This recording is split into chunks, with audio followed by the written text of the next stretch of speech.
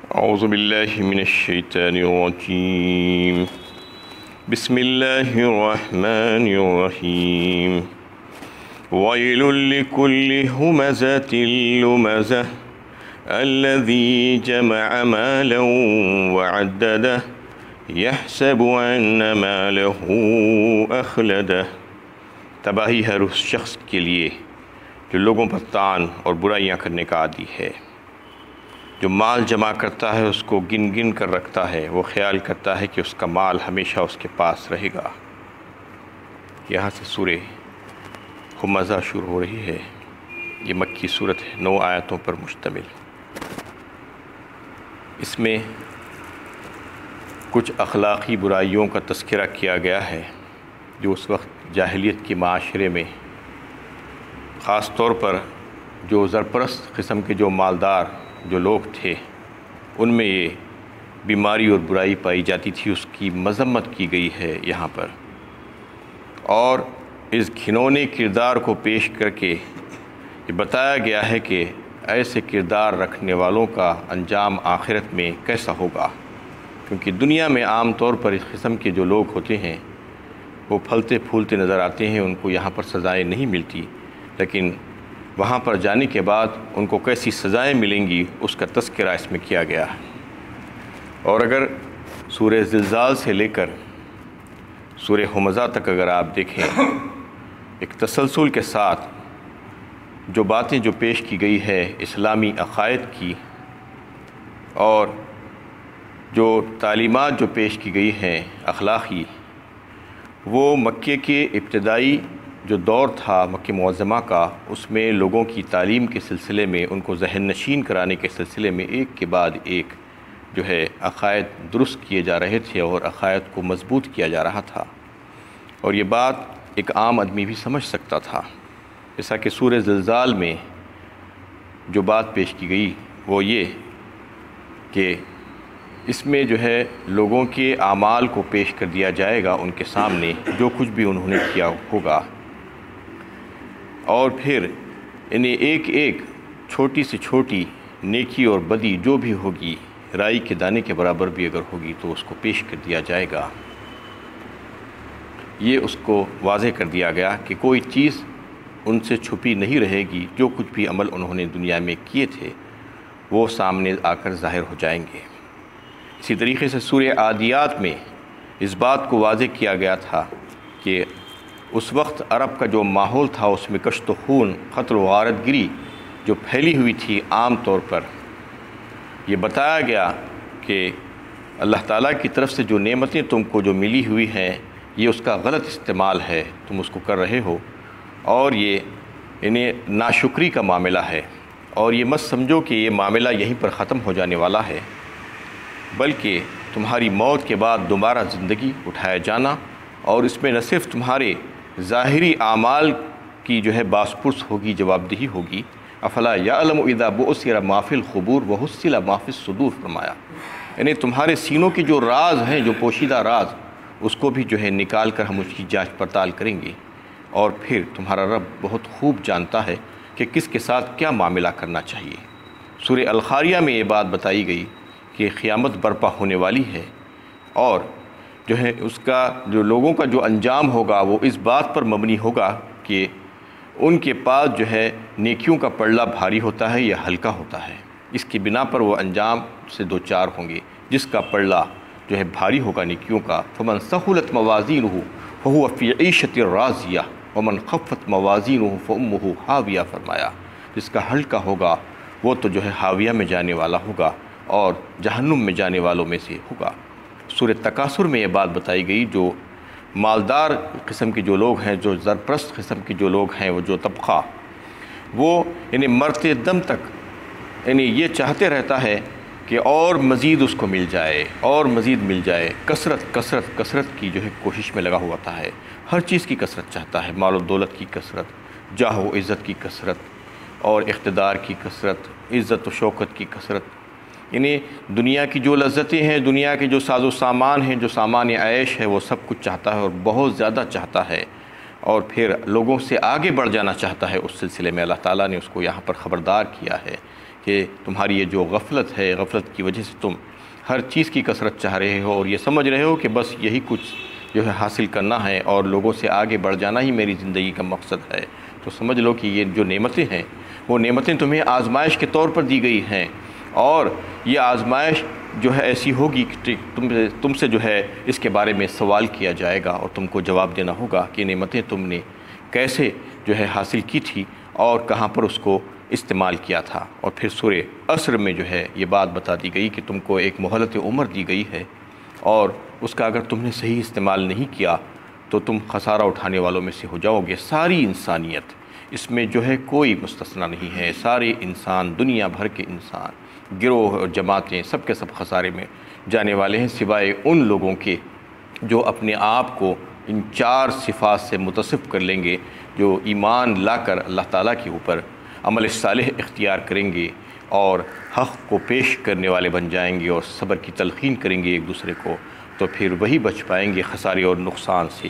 اور اس میں جو ہے اللہ تعالیٰ نے جو بات بتائی ہے کہ وہ جو اخلاقی برائیاں تھیں کہ ہمزہ اور لمزہ 2 الفاظ آئے ہیں عربی زبان میں، ہمزہ اور لمزہ عام طور پر انہیں بالکل قریب کے معنوں میں آتے ہیں۔ کبھی ہمزہ کو لمزہ اور لموزہ کو ہمزہ بھی کہا جاتا ہے، اس کے معنی جو ہے ایک دوسرے سے ملتے جلتے ہیں، اور اس میں اس کے معنی اور مطلب یہ ہے کہ ایک لوگوں پر طعن کرنا اور پیٹھ پیچھے ان کی برائیاں کرنا اور ان کو جو ہے آنکھوں سے اشارے کرنا، انگلیاں اٹھانا ان کی طرف، اور ان کے حسب نسب پر اور ان کی ذات پر کیڑے نکالنے کی کوشش کرنا، طعن کرنے کی کوشش کرنا، ان کی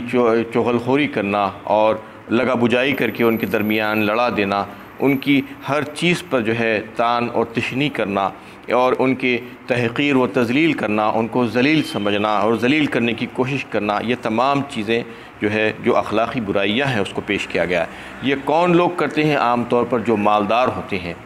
جو مالداری کا گھمنڈ ان کے پاس ہوتا ہے، تو یہی لوگ لوگوں پر طعن کرتے ہیں۔ جو آدمی اپنے آپ کو چھوٹا سمجھتا ہے وہ دوسرے پر طعن کبھی بھی نہیں کرتا۔ جو بڑا سمجھتا ہے اپنے آپ کو، جو تکبر کرتا ہے اور یہ سمجھتا ہے کہ میں سب سے اچھا ہوں اور یہ سب کے سب میرے سامنے جو ہیں وہ حقیر اور ذلیل ہیں، تو پھر ان کی برائیاں نکالنے کی کوشش کرتا ہے۔ الذی جمع مالا وعددہ، فرمایا اس میں یہ برائی بھی ہوتی ہے کہ وہ مال کو جمع کرتا ہے اور گن گن کر رکھتا ہے۔ یحسب ان مالہ اخلدہ، اور یہ خیال کرتا ہے کہ اس کا مال ہمیشہ اس کے جو ہے پاس رہے گا اور اس کو حیات جادواں پہ بنا دے گا، اس کی زندگی ہمیشہ کی جو ہے یہیں پر رہ جائے گی۔ کلا لینبذن فی الحطمہ،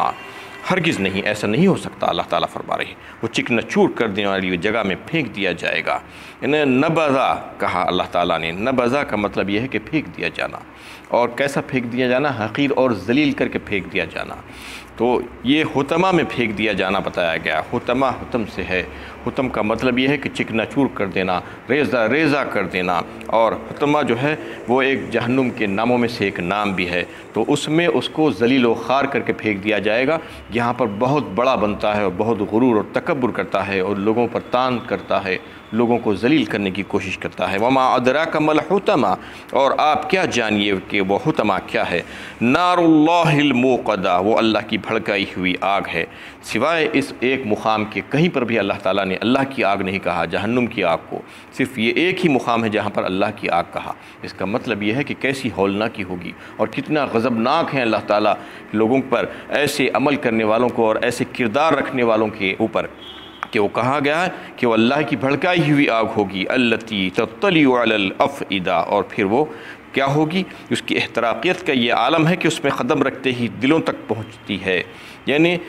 افئدہ جو ہے فعل فواد کی جمع ہے، جو دل جس کو کہا جاتا ہے، تو دل میں انسان کی جو ہے برائیاں پنپتی ہیں، اور دل میں انسان کی بری نیتیں اور باطل عقائد اور فاسد جو ہے عقائد جو ہے اس کے رہتے ہیں، تو اللہ تعالیٰ فرما رہے ہیں کہ اس کو عذاب وہیں سے دیا جائے گا، دل تک جو ہے پہنچے گی اور دل پر جا کر اس کو وہاں سے جو ہے جلایا جائے گا۔ انہا علیہم مؤصدہ، وہ ان پر ڈھانک کر بند کر دی جائے گی۔ کا مطلب یہ ہے کہ وہاں پر ان کو ایسے ہی چھوڑ دیا نہیں جائے گا، بلکہ ان کے اوپر ڈھکن لگا دیا جائے گا اور ان کو وہیں پر جلنے کے لیے چھوڑا جائے گا۔ فی عمد ممددہ، وہ آگ کے اونچے ستونوں میں گھرے ہوں گے، یعنی وہ جو مجرمین ہوں گے ان کو اللہ تعالیٰ جو ہے بڑے جو ستونوں جیسی آگ ہوگی ان کو وہاں پر باندھ کر رکھ دیں گے۔ یہاں سے سورہ فیل شروع ہو رہی ہے۔ یہ مکی صورت ہے اور 5 آیتوں پر مشتمل ہے۔ اس کا پس منظر جانے بغیر اس کے بارے میں جو ہے نہیں سمجھا جا سکتا۔ تو اس کا پس منظر یہ تھا کہ جو اصحاب فیل کا جو واقعہ جو پیش آیا تھا وہ نبی صلی اللہ علیہ وسلم کی ولادت باسعادت کے سال ہی پیش آیا تھا۔ اسی سال آپ صلی اللہ علیہ وسلم کی ولادت باسعادت ہوئی تھی، اور یہ اللہ تعالیٰ عام طور پر ایسے جو ہے یعنی واقعات کو جو پیش کرتے ہیں اور ایسی جو ہے نشانیاں جو دکھائی جاتی ہیں وہ نبیوں کی پیدائش کے پہلے بھی ہوتی ہیں، اور نبیوں کی بعثت سے پہلے بھی ایسے جو ہے حالات اور ایسی چیزوں کو پیش کیا جاتا ہے، اور ان کی جو ہے نبوت کی دلیل کے طور پر، اور ان کو جو ہے یہ ایک مقدمے کے طور پر، اور ان کی تمہید کے طور پر، اور ان کی نبوت کی اثبات کو ظاہر کرنے کے لیے بھی جو ہے ایسے حالات کو پیش کیا جاتا ہے جو عام طور پر معجزہ کہلاتا ہے۔ نبی کی نبوت کی جو ہے دعوے کے بعد جو ایسے خرق عادت جو کام ہوتے ہیں اس کو معجزہ کہا جاتا ہے، جو اللہ کا فعل ہوتا ہے نبی کے ہاتھ پر ہوتا ہے، جو نبوت کی دعوے کے بعد، نبوت کے دعوے سے پہلے یا نبی کی جو ہے پیدائش سے پہلے بھی ایسے جو ہے حالات پیش آتے ہیں جس کو ارحاس کہا جاتا ہے۔ یہ ارحاسات اللہ تعالیٰ نے انبیاء کرام کی جو ہے دنیا میں تشریف آوری سے پہلے ایسے جو ہے پیش کرتے ہیں، اور لوگوں کو بتانے کی خاطر کہ ایک مقدمے کے طور پر اللہ کے نبی صلی اللہ علیہ وسلم کی پیدائش سے پہلے بھی اور آپ کی نبوت سے پہلے بھی اللہ تعالیٰ نے ایسے بہت سے ارحاسات جو ہے پیش کیے تھے۔ اس میں سے ایک ارحاس یہ بھی تھا کہ اصحاب فیل کا جو واقعہ پیش آیا تھا کہ ابراہا کو جو ہے یمن کا گورنر بنایا گیا تھا نجاشی کی طرف سے، ملک شام کی طرف سے جو ہے نجاشی کی طرف سے ابراہا کو گورنر مقرر کیا گیا۔ تو ابراہا نے سوچا کہ میں اپنے اس ملک میں ایک شاندار کلیسا بناؤں گا، اور وہ ایسا جو ہے بے مثال ہونا چاہیے، بے نظیر ہونا چاہیے کہ یمن کے جو عرب ہیں وہ ہر سال حج کے لیے مکہ جاتے ہیں، تو وہاں پر جا کر حج کرتے ہیں اور طواف کرتے ہیں، تو ان کو وہاں نہیں جانا چاہیے بلکہ یہیں پر رہنا چاہیے۔ میں ایسا شان و شوکت والا اور مروب کرنے والا کلیسا بناؤں گا، اور یہ سوچ کر اس نے جو ہے وہاں پر وہ کلیسا کی تعمیر کی، اور ایسا شاندار بنایا کہ اس کو سونے چاندی اور ہیرے جواہرات سے مزین کر دیا، اور اس کو جو ہے ایسا اونچا اور بلند عمارت بنائی تھی کہ نیچے سے کوئی اگر دیکھنا چاہتا تو اوپر تک دیکھ نہیں سکتا تھا، اس کی بلندی پر اتنا بلند بنایا تھا۔ اور پھر وہ بنانے کے بعد، تعمیر کرنے کے بعد یہ اعلان کر دیا کہ اب سے کوئی جو ہے مکہ معظمہ حج کے لیے نہیں جائے گا بلکہ یہیں پر اسی گھر میں عبادت کرے گا، اسی کلیسا میں رہ کر۔ تو یہ بات جو ہے جو قریش کے جو عرب تھے ان کو ناپسند ہوئی، اور غصے میں جو ہے آ گئے وہ، کیونکہ حالانکہ وہ جو ہے بت پرستی اور شرک میں ڈوبے ہوئے تھے، لیکن اس کے باوجود انہیں دین ابراہیمی اور کعبۃ اللہ کی جو عظمت اور محبت ان کے دلوں میں تھی، اس کی وجہ سے ان کو بہت غصہ آیا، اور اس میں سے ایک یہ ہوا کہ ایک آدمی وہ کلیسا کے بننے کے بعد اس کے اندر گیا رات کے وقت میں اور اس میں غلاظت کر ڈالی، اور ایک بعض روایتوں سے یہ بات بھی معلوم ہوتی ہے کہ قریب میں کوئی آگ جلائی گئی تھی، اس کی وجہ سے وہ کلیسا کو جو ہے آگ پکڑ لی اور بہت بڑا نقصان ہوا۔ لیکن ابراہا تک یہ بات پہنچی کہ کوئی قریشی نے آ کر یہ کام کیا ہے، تو وہ غصے میں لال پیلا ہو گیا، اور اس نے یہ قسم کھائی کہ میں کعبۃ اللہ کی اینٹ سے اینٹ بچا دوں گا، اور اس کے لیے اس نے جو ہے حبشہ کے جو بادشاہ تھا نجاشی اس سے اجازت لی، اور اجازت لینے کے بعد جو ہے تیاری شروع کی۔ تو حبشہ کا بادشاہ خود اس کے لیے اپنے پاس سے ایک ہاتھی بھیجا خصوصی جو اس کا تھا، جس کا نام تھا محمود، اور اس کے ساتھ ساتھ اور 8 ہاتھی اس نے بھیجے، کیونکہ اس وقت عرب میں ہاتھیوں کا رواج نہیں تھا، وہ جو ہے بڑے جو ہے نایاب تھے کہ جانور، اس کو عربوں نے نہیں دیکھا تھا، تو لوگوں میں رعب اور دبدبہ قائم کرنے کی غرض سے وہ ہاتھیوں کا ایک قافلہ لے کر جو ہے لشکر لے کر جو ہے اس کے انہیں کعبۃ اللہ کو ڈھانے کے لیے نکلا۔ یہ چنانچہ انہیں 71 عیسوی میں 60,000 فوج اور 13 ہاتھی لے کر مکے کی طرف روانہ ہوا، اور مکے سے 3 میل کے فاصلے پر پڑاؤ کیا، اور اپنے قاصد کو یہ پیام دے کر بھیجا کہ مکے والوں کو جو ہے ان کے سرداروں کو کہو کہ ہم تم سے جنگ کرنے کے لیے نہیں آئے بلکہ ہمارا مقصد کعبۃ اللہ کو اٹھانا ہے، اور اگر تم انہیں اس سے اختلاف نہیں کرتے اور تم ہمارے بیچ میں نہیں آتے تو پھر ہم تم کو کوئی نقصان نہیں پہنچائیں گے۔ اور پھر جو ہے جو اونٹ وہاں پر چل رہے تھے ان کو اس نے گرفتار کر لیا، ان کے اوپر حملہ کر کے۔ اس میں سے 200 اونٹ حضرت عبد المطلب کے بھی تھے جو حضور صلی اللہ علیہ وسلم کے جو ہے دادا تھے، تو ان کے اونٹوں کو اس نے گرفتار کر لیا۔ اس وقت جو ہے حضرت عبدالمطلب جو ہے اس کے پاس گئے. اس نے جب ان کو بلایا تو جا کر جو ہے اس کے پاس بیٹھے اور اس نے ان کو اپنے پاس بڑی عزت اور احترام کے ساتھ بٹھایا. تو انہوں نے اپنے اونٹوں کا مطالبہ کیا کہ میرے اونٹ جو گرفتار کر لیے گئے ہیں اس کو واپس کر دو. اس نے کہا کہ میں آپ سے یہ امید نہیں رکھتا تھا کہ آپ جو ہے جو بڑے سرداروں میں سے ہے قریش کے یہاں کے کہ آپ اپنے اونٹوں کا تو مطالبہ کر رہے ہیں، لیکن میں جب کعبے کو ڈھانے کے لیے آیا ہوں تو اس کے لیے آپ کچھ بھی گفتگو نہیں کر رہے ہیں. اس پر انہوں نے کہا کہ اونٹوں کا مالک میں ہوں اور اس گھر کا مالک تو وہ شان والا ہے، وہ عظیم الشان ہے کہ وہ اس کی حفاظت کرنا جانتا ہے، اس لیے میں اس کا مطالبہ نہیں کر رہا ہوں. یہ کہہ کر انہوں نے اپنے اونٹ لے کر واپس آئے اور پھر کعبۃ اللہ کے دروازے کو پکڑ کر خوب دعا کی. ان کے ساتھ قریش کے بہت سے سرداروں کی ایک جماعت تھی، ان لوگوں نے بھی دعا کی کہ اے اللہ ہم ان لوگوں سے مقابلہ نہیں کر سکتے، ہمارے پاس کی قوت اور طاقت اور استطاعت نہیں ہے. یہ کہہ کر انہوں نے جو ہے اللہ سے دعا کی اور پھر سب کے سب لوگ جو ہے پہاڑوں پر جا کر مختلف منتشر ہو گئے. اور انہوں نے یہ بات جو ہے ان کو یہ یقین تھا کہ اللہ کا عذاب اس کے اوپر آئے گا، کیونکہ وہ جس کام کی غرض سے جس نیت سے یہاں پر آیا ہے وہ بچ کر نہیں جا سکے گا. اور پھر دیکھتے ہی دیکھتے جو ہے کچھ چوڑیوں کی شکل میں چھوٹے چھوٹے جو جانور تھے جو وہ اڑتے ہوئے آئے دریا کی طرف سے، اور ان کی چونچوں میں اور ان کے پنجوں میں جو ہے یعنی ایک چھوٹے چھوٹے پتھر کنکر تھے. 3 کنکر لے کر آ رہے تھے. وہ چونچ میں ایک تھا اور ایک پنجے میں ایک، اور بالکل وہ چنے کی دال کے برابر جو ہے اس کا سائز تھا. وہ آ کر ابراہہ کی فوج کے لشکر کے اوپر چھا گئے. جب وہ ڈھانے کے لیے جو ہے آیا اور اپنے ہاتھی کو سامنے کرنے لگا تو اس وقت ایک واقعہ یہ بھی ہوا کہ وہ ہاتھی جو خصوصی طور پر اس کے لیے وہاں پر بھیجا گیا تھا، محمود نامی ہاتھی، وہ اس کے کان میں ایک شخص نے آ کر کہہ دیا کہ تو کہاں جا رہا ہے، تو واپس جا، صحیح سلامت رہے گا، اور اگر آگے جائے گا تو تو جو ہے مر جائے گا اور تیری جو ہے خرابی ہو جائے گی. تو اس طریقے سے وہ ہاتھی یہ بات کو سمجھ گیا اور کتنی کوشش کرنے کے باوجود ہاتھی آگے نہیں بڑھ رہا ہے اور کعبۃ اللہ کی طرف جانے کے لیے تیار نہیں. جب اس کو پلٹا دیا جاتا ہے یمن کی جانے کے راستے پر تو پھر فوراً اٹھ کر کھڑا ہو جاتا ہے، اور اگر پھر ادھر جانے کے لیے کہا جاتا ہے تو بیٹھ جاتا ہے، اٹھ ہی نہیں پاتا. اس طریقے سے جو ہے وہ ہاتھی بھی جو ہے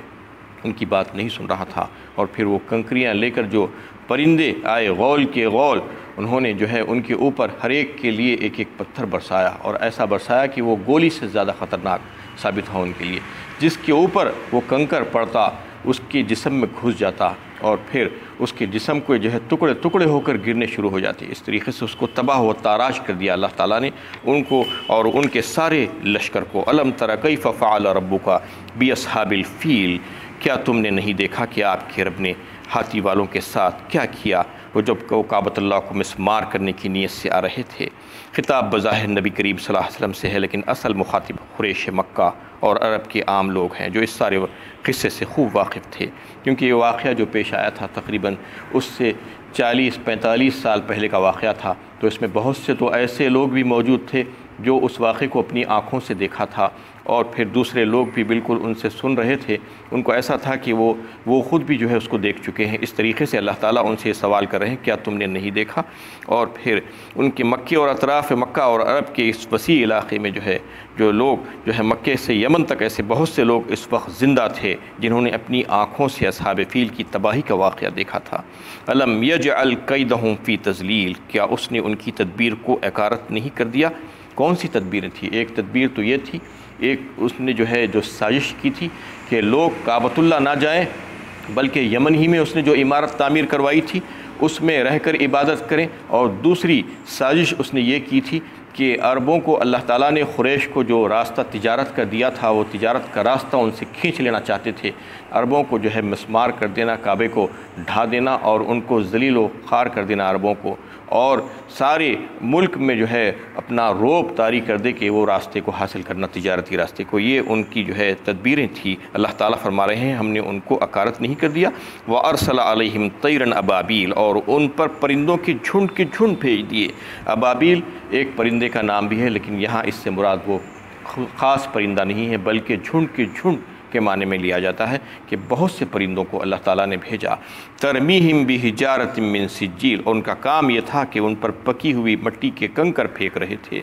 فجعلہم کعصف معقول، پھر انہیں جانوروں کے کھائے اور روندے ہوئے چارے کی طرح کر دیا گیا، ان کو بالکل ایسا کر دیا گیا کہ ایک ایک کنکر ان کے لیے کافی ہو گیا، اور ان کے جسم میں جا کر وہ گھس گیا اور پھر وہ گولی کی طرح نکل رہا تھا اور ان کا جسم ٹکڑے ٹکڑے ہو کر گر رہا تھا۔ وآخر دعوانا ان الحمد للہ رب العالمین۔